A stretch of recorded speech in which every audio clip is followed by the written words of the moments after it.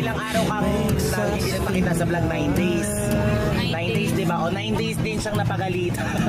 9 days din siyang na-award. Kasi hinahanap ka.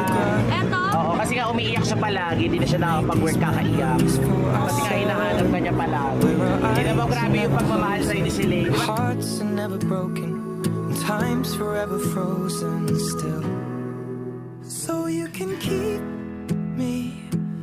Nagbalik na nga ang Zylene kaso may problema, hindi sila okay. Ate Elaine, kahit para sa amin na lang po. Hindi po kasi talaga namin kaya na wala kayo sa social media.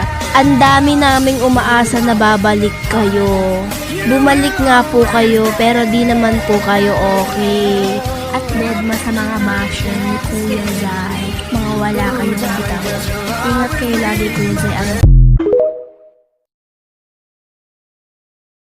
Mula ulo hanggang paa, walang mumong ititira. Si Nika, close na kami niyan. 2 days na kami nagsasama niyan, bo. 2 days pa lang, kami 2 months na.